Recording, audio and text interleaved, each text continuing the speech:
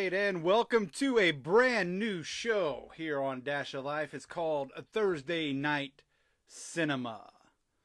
Tonight, what Thursday Night Cinema is basically, we'll be reviewing movies, first run TV shows, things like that, and limited edition TV shows, such as the one we're going to be talking about tonight. But before we get to that, I want to thank everybody for coming out tonight, watching. Make sure you hit that like and subscribe button to our channel. We have lots and lots of different content.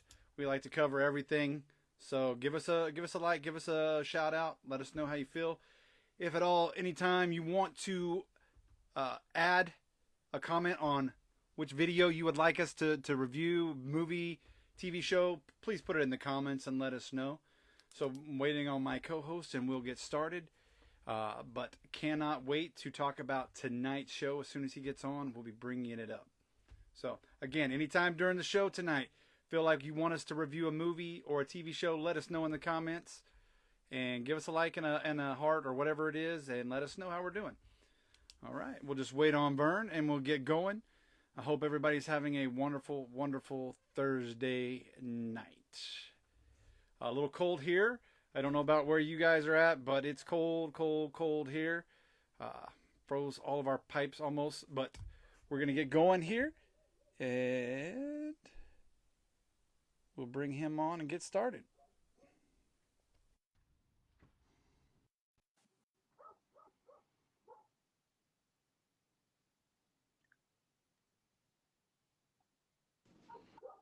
All right. Hello. All right. Hello. Well, welcome, ladies and gentlemen, to Thursday Night Cinema, where Vern and I will be reviewing movies and limited edition series, sometimes even full-blown 15-season series, whatever you guys suggest. But we're going to be reviewing tonight The Wheel of Time, an Amazon exclusive that just came out, based upon Robert Jordan's Wheel of Time series. And this first season was basically I say loose. I mean, it was still basically based upon The Eye of the World, the first novel in that series. Yeah. Brought in some of the some elements from the second and third books, but I'd say about 85% of it was book one. Yeah. Now, there's going to be spoilers, so if you don't want to know, you could turn off now. But if you have already watched it, please continue on with us. Again, I went into this knowing, okay, the biggest complaint was this is not Game of Thrones. Well, absolutely, it's not Game of Thrones, ladies and gentlemen. Not Game of Thrones at all. And I hope you go into watching this and not expecting Game of Thrones. Mind you, this was around long before Game of Thrones. Yes. This was right around the end of Vietnam era when Robert Jordan returned home from Vietnam and started writing these as he thought these up while he was over in Vietnam. Now, again, like I said, don't go into it thinking it was Game of Thrones. Also, if you're a novel purist, you got to go in with an open mind on this one. And I know I said this to you on a few occasions when we talked behind the scenes and via Messenger. I was like, I don't want to go in as a purist, but we talked a lot about questions, and I felt at times I was like, all right, I'm getting out of my zone here. Yeah, it's the changes, some of them are subtle and some of them are just like really big, and it's like, and some of them are unnecessary, and we'll get into that. Which we'll get into here in a second. So I'm going to ask you the first question. I'm just going to throw this out there. What did you like most about the entire season? Not just the episode, the entire season. What did you like most about it? So for the most part,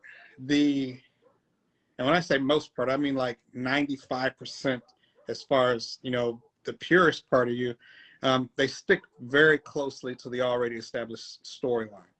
There are some changes, that at screen adaptation, but the storyline, because you and I talked, like you said, and there were like some concerns, like they get ready to make some monumental changes, but when you looked at it, it was like, well, they can't do this because then that just completely destroys this, and this. Yeah. So I was happy that they stayed with the storyline because this is really one of the best series written, in my opinion. So I think what I liked most after going back, I mean, we watched each season. We talked about each episode a few times, but I went back and rewatched it specifically for this show. And I think like you said, I liked that they stayed for the most part 85-95% true to the story. I think obviously due to time constraints and episodes, they had to rush it along. So I let that slide big time. But what I like the most is we get to see Rand's mom. Yeah. I mean, and if that was one of my most favorite parts was seeing Rand's mom and seeing how, you know, badass she really was. Bleep that out later. You know, she was really, and to see the origin story of the Heron sword going to Tam and how that came about. I like that. And the presentation of the White Cloaks. I mean, here we are in this dirty fantasy, bloody war, and these White Cloaks, just pure. I mean, just pure, pristine. And Eamon Valda was, oh my goodness, minor villain for the. I mean, well, I won't say a minor villain, but villain nonetheless. Oh my God, he played it so good, so good. And man, that was probably what I liked most about it. I mean, there was lots of great stuff. Don't get me wrong, but those are the ones that really stuck out to me. Yeah, I feel like they, like you said, time constraints and all, the interaction and the introduction and like how quickly the whole White Cloaks scenario came to a head with them. They did a really good job with it. And you're right. I mean, he was phenomenal. He was like creepy phenomenal. Like this is somebody he's played like in his head millions of times, and he comes out and he does this, man. It was fantastic. Just the presence of the White Cloaks, like you talked about, how, you know, this is damn near medieval times, you know, and these guys are riding around on horses and everything, and they're just pristine. It gave it brought the aura that you get from reading the book about these guys and the presence, the power of their presence and everything. Seeing them on the screen like that, clean, like just pristine, brought all of that stuff to life. So they did a really good job with it. Again, just the just it brings the villain of what you expect these guys to be. So I loved it. Eric. Oh yeah, Eric, you are absolutely. I mean, that's Fane was the best casting. Yeah. In my, oh my God, Fane was the best casting out of all the casting that they did. Fane was fantastic. I mean, just that right amount of evilness poking through, just the right amount of creepiness poking through, and you're just like, oh, I mean, man, I loved it. Fane was great. Thank you, Eric, for bringing that up. I mean, and all of the casting, in my opinion, was really good. But Fane nailed it perfectly. So thank you, Eric. What didn't you like about this? One thing I think everybody in Hollywood, I mean, from Disney down to, I mean, to Amazon, you know, not that they're, you know, a lower tier, but I mean, let's be honest, Disney's running the world right now. But everybody has got caught up in this, this inclusion, like me too, you too, them too. Like, it was unnecessary to change the fact that in the books there were only three Ta'veren and that was the three boys. It was also unnecessary to say that the dragon was at one point in time a woman. I understand it, but Jordan's world is already predominantly ruled by female. By females. It's the Aes Sedai run everything until Rand, the new dragon reborn, you know, does his thing. We're not gonna talk about it because we've read it, and it's too much talk about it is going to spoil some things for some folks. Or, you know, we'll talk about it and they'll make changes and then we'll be wrong and people are like, you don't know what you're talking about. But that wasn't necessary. But the biggest thing that got me right off the bat was Perrin's wife.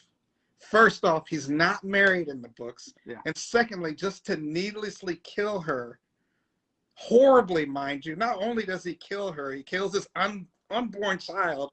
You know, like it's like 18 minutes into this. You know, the Trollocs show up and wham, he kills his wife. I'm like, he has problems in the book. You know, he has this thing with violence, but to set that tone where he had to kill a woman, his wife and his child, to get that type of feeling, it was unnecessary. So I didn't like that at all. Like I was kind of turned off about it, and I was like, I'm gonna let them redeem themselves. But he keeps referring back to it, and I'm like, that's not where he found his anger. That's not where he found his peace. You know, like he was a blacksmith.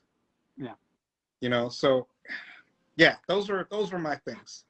Yeah, I'm right there with. I mean, I circled it. My biggest complaint was Perrin's arc.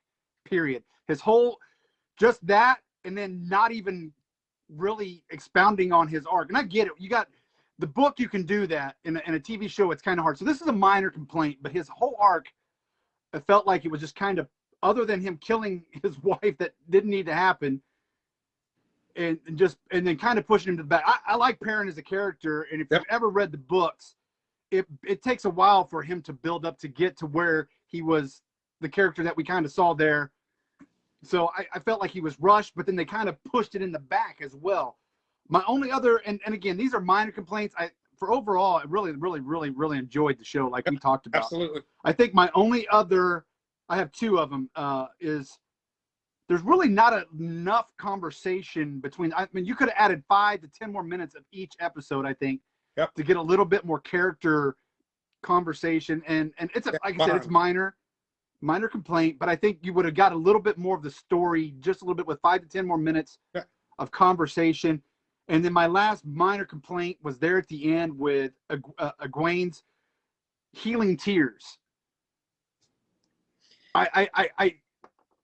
You don't need to put that in there just to have something cool. I felt like that was just something added to be cool for the show. But again, minor complaint. I think Perrin's arc really was the main thing that I just did not like. One more thing that and we talked about this as well, is Nynaeve's, she's over the top. Like she's the whole, I hate you, I hate him, I hate this, I want to go home, I'm taking these kids with me. It's too much. You know what I mean? Yes, it's there in the book. Now don't get me wrong, it's there in the book. Through a lot of the books, she is that way, and she quickly loses. I don't want to say quickly. She loses the whole "we have to go home" because she understands that she has to learn how to control the power. You know, part of that is because she does. Once she channels, she can't talk to the wind, and it like bothers her because that whole wisdom title. You know, and she's told throughout the books that you're too young to be the wisdom. You don't know how to listen to the wind. So when Moraine shows up and kind of destroys her world, like, look, you're not talking to the wind, you're using the one power. And it's just she will come into her own. Her and Egwene are both significant in the series, again, which is another reason why they didn't have to say, well, I found 5 Tarvin. It could be one of the 2 women. No, these 2 young ladies have a significant role to play in the future. Their role is going to be huge. And I mean, I agree with you, and I got that in another question, and I'll bring it up in just a second. But we talked about that behind how it just seemed over the top. But good stuff. All right, on to the next question. Who had the best character adaptation for you, as far as who nailed it?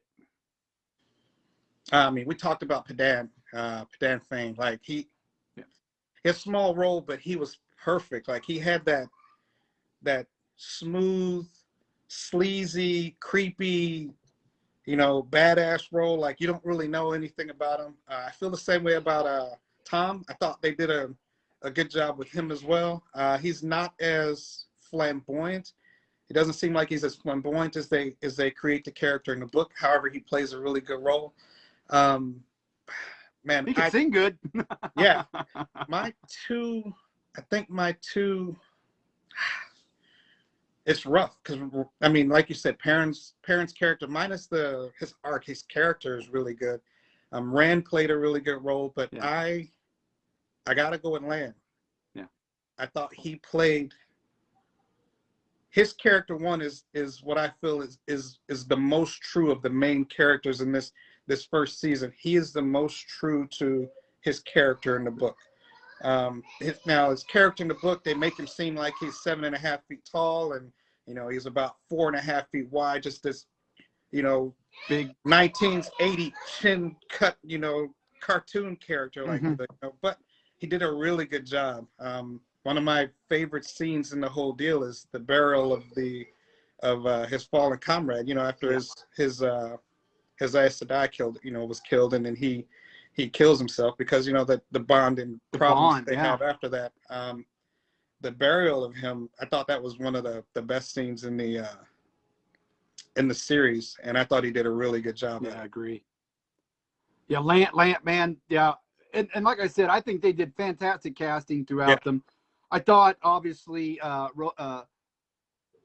Rosamund did a good job with Moraine.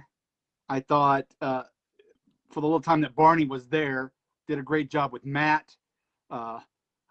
Obviously, Matt he left the middle of filming, so that's kind of why you didn't get to see Matt go longer with them to the Eye of the World. And I don't know if they're recasting or if they're just going to let Matt go or what they're doing. They're going to recast. Good. But I mean, Leandrin, the Red Aes Sedai, oh my goodness. I think she was so good as well, man. Just she gave, just like Aemon and just like Fane, my wife has always said, if you dislike a character so much, they're playing their role perfect. Yeah. And I thought, man, Leandrin was really, really good and great. So yeah, I think between Lan and Leandrin, they're probably my top two as far as the adaptation goes. Other than, like you said, what you picture Lan in the book is really not in the show, but man, he was good. And just the way they bond, and I love that. He's like, you cut me off. What's going on here? I like that he's like, no matter what she does, I like that he had that feeling. And man, so those are probably my best character. What was, and I think you already said it, or what is your worst character adaptation?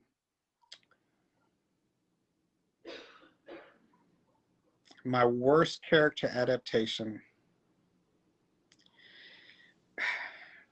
I don't think they picked the wrong actress.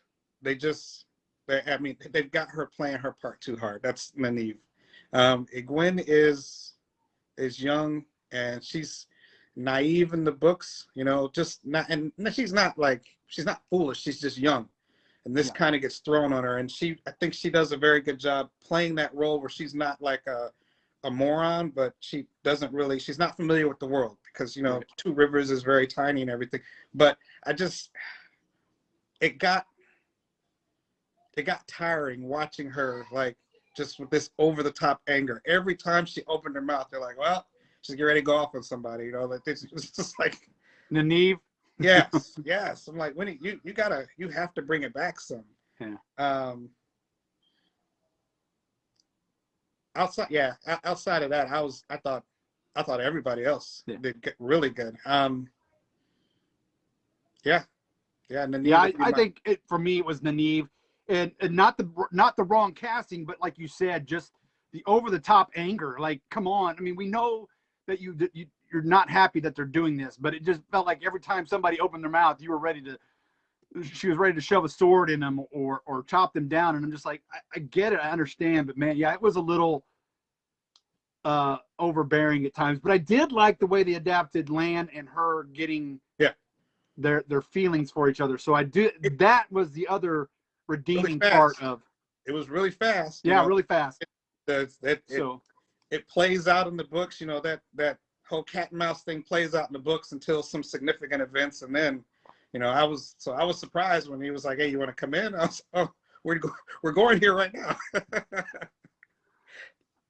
What surprised you the most of this? Like, knowing going in what was going to be, but what surprised you? Like, the horn.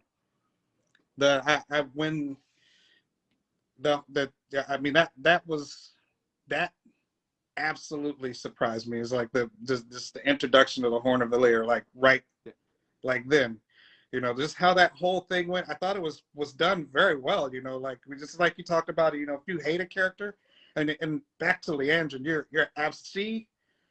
When you see her character, when you read the book and you read the description about the Reds and their feelings, like that's her. Like, yeah, okay, you're perfect. I don't like you. I don't like how you feel about this whole situation. So you're doing a good job.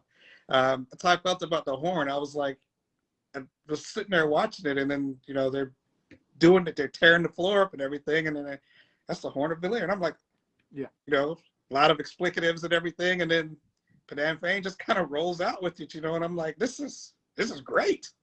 So yeah, man, that is a good one.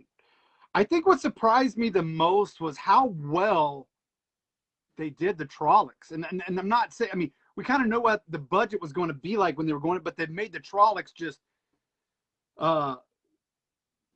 fearsome, yeah, good. I mean, you know, and I never really got an idea. I mean, they kind of give you a breakdown in the book, obviously, but to see them was like kind of like seeing the orcs and stuff for the first time in Lord of the Rings. You're just like, wow, amazing. So I mean, that was what surprised me is how well they did the Trollocs and the faceless. yeah, And yes, and man, it was so good. So yeah, my hat's off to the costuming and makeup department, because that was fantastic. And yeah. The whole I didn't think I figured it would kind of be like, I don't know, just a bunch of CGI, but it wasn't. It was a bunch of, you know, for the most part, costuming and makeup. So I really enjoyed that. yeah, it was when I saw them, it instantly took me back to the first Underworld. Mm-hmm. You know, because they did the werewolves, they were costumes and everything, and they, you know, yeah, you have your CGI thrown in there, but you have your costumes as well. How they costume, special effects, everything, the way they show that they're using the one power, everything was great. Wasn't too much, wasn't too little, nothing like that. The faceless though, man, they capture. That was perfect, on point. Yeah, that was perfect. The way they used those guys, you know, that was again very true to the book. How mysterious and scary and everything, and how almost shadow crawling they are. You know, that was all captured in there. And you know, like they said, faceless driving the hordes of the Trollocs and everything. I mean, it was all good. Tam, you know, you talked about him earlier. As soon as I, you know, again, we read the book, so as soon as I saw him, and then, you know, they did their thing for a little while, and I was like, man, I hope they don't change him. And then you see the sword, and I was like, okay, yes. But to see, you know, they tell the story later in the books. They tell the story about how, well, it's not too much. He's so in the books, Tam gets poisoned, and he's telling the story. Right. They tell that story about how he finds his mom and how she's, you know, had birth on the battlefield. So to see that and see, you know, because the ale, everybody fights. And to see that one pregnant, like pushing pregnant lady. Pushing and fighting. Yeah, do work like she was. That just, I was like, well, that's everything I expected from the ale, you know? So, yeah. She's badass. I loved it. Loved it. What surprised you the least?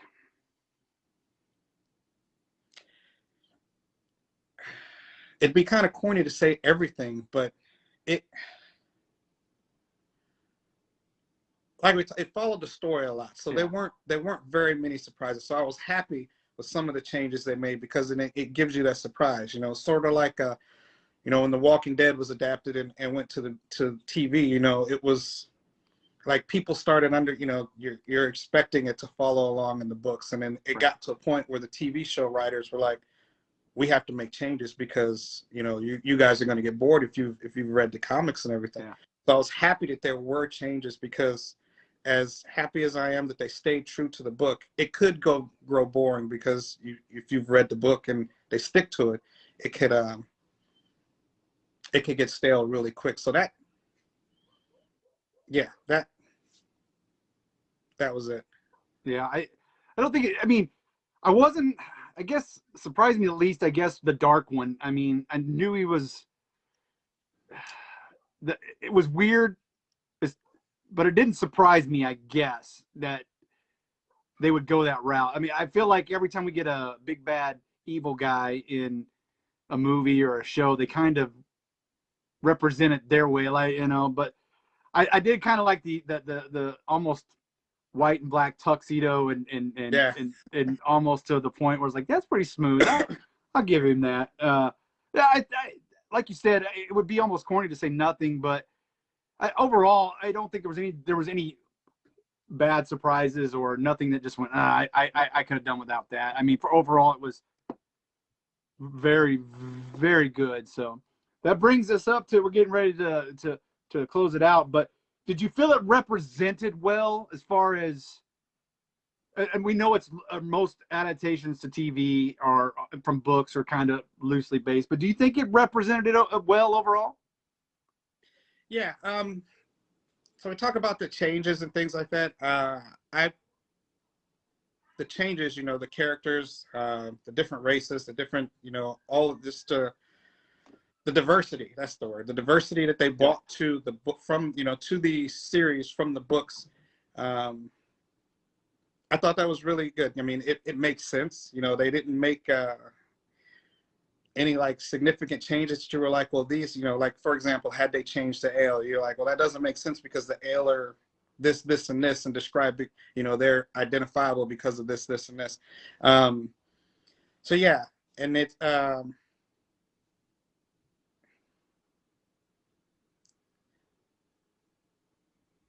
was comforting that they did so because it's respectful. You know what I mean? This guy did these books for so long, 14 books, well, 13 technically because he did pass. And they didn't tear down his creation or his memory, so I was very happy with that. Yeah, I think overall it represented well. And I mean, even though they kept saying they didn't know who the dragon was, I think we kind of got the idea that Rand was going to be all along anyways, because we started seeing the images of that when him and Matt were stuck in that town and he busted through the door. So I think we finally started seeing images of him being the dragon. Loved it. Overall, I think it represented it well. I mean, again, from casting on down, even to the sets to getting to see the land and the country right there in front of us. It was wonderful. Are you ready for season 2? Yes, man. Like that's the worst with these little short series, man, because there's so long between. If you're gonna give me a 6 to 8 episode, series, you need to film them back to back and give them to me like every 3 to 4 months, man. Not like near, there's another Netflix series we can talk about that is the same way. That it's just, I'm just like, Witcher. What? Yeah. Like why? Stop teasing me, Witcher, and give me it all at one time. Yeah, I agree. Yeah, you talked about Rand breaking through the door and stuff like that. I thought they did. Now, one thing I thought they did really well is with all of the talk about who the dragon can be and everything like that. There was that episode where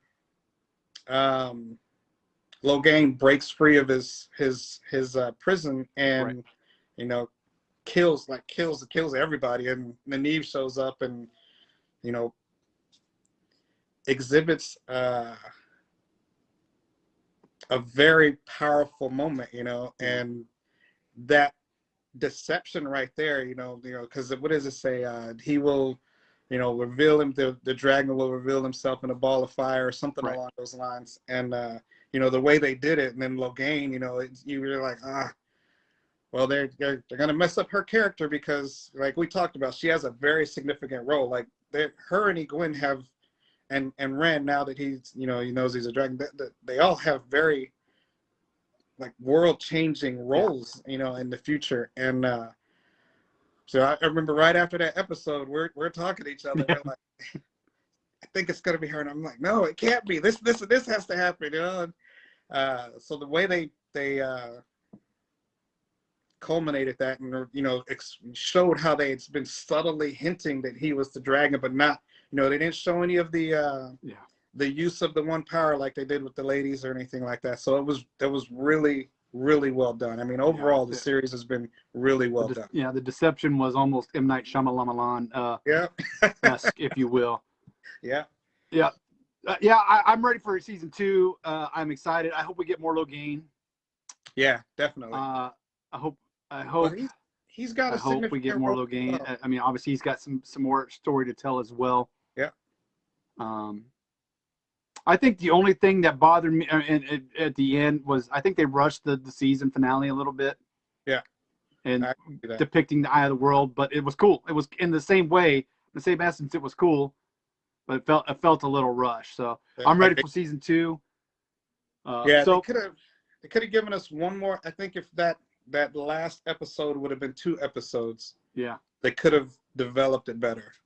But all in all, minus like you brought up the healing tears, I thought it was good. I wish they would have let Tam had that moment where he told Rand about how he found him and his mother, because in the book that changes their relationship, but at the same time reinforces their relationship as well, and that kind of helps form Rand's character to move forward.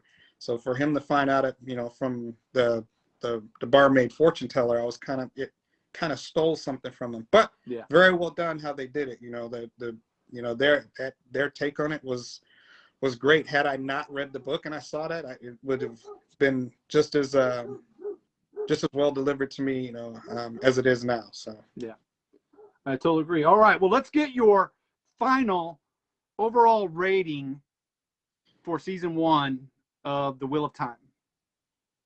What are we doing? 5 stars? We doing 10? No, 10 star or 10 out of 1 through 10.